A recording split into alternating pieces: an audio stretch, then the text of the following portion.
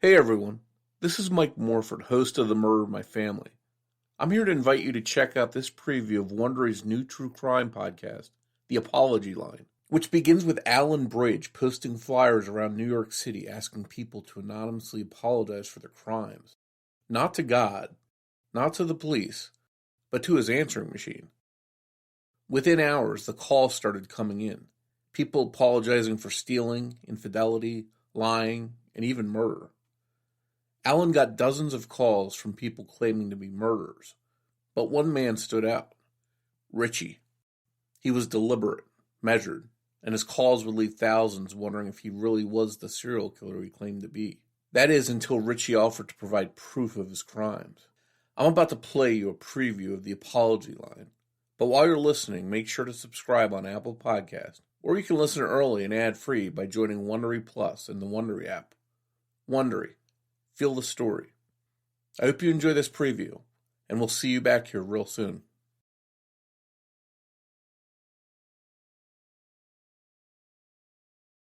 The following contains descriptions of violence, including sexual violence, and may not be suitable for all listeners. Please be advised.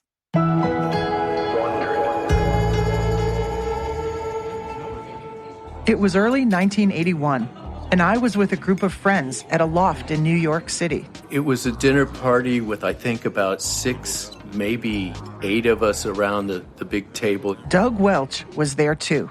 Through the huge windows, we could see the lights of the Empire State Building. Rosary candles flickered on a curved bookcase that separated the living room from the bedroom. These gatherings always went late. We were all artists, so we talked about our work, politics, and how we were surviving in the city.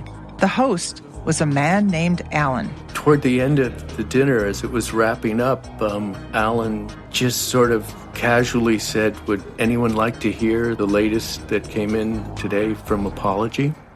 Apology was Alan's newest project. Doug's girlfriend Carrie vaguely remembered it had something to do with people calling a phone line. Alan held up a cassette tape.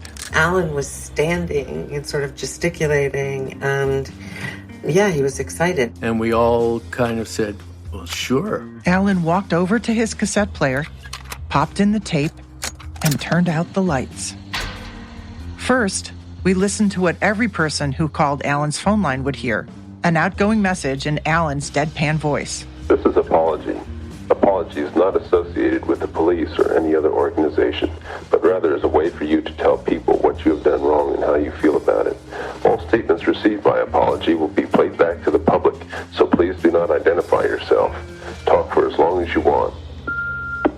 Then, we heard the voices of callers who'd left messages. I witnessed a crime. I did not report it down in the men's room at Penn Station. Someone being forced in the booth and being robbed.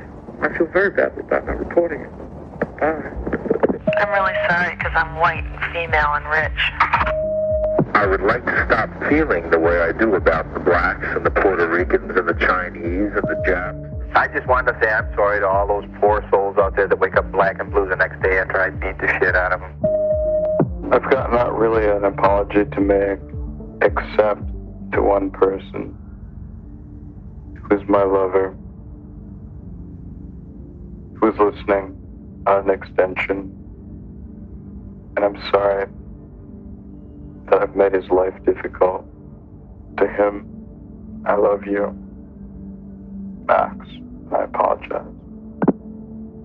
Around the dinner table, no one moved. Everything became quiet except the tapes.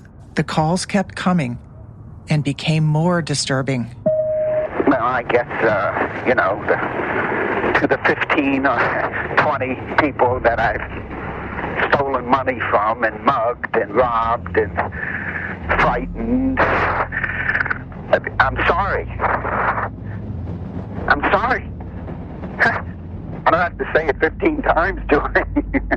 This last caller wasn't like the others. Let's see, there's Henry. I killed Henry. He was a neighbor. He was a classmate of mine. Around the table, the mood suddenly changed. The atmosphere in the room just shifted from this convivial, post-dinner contentment to abject horror as this almost this incubus sort of entered the room through the speaker and was actually in the room with us. This is a fantastic service that you're doing.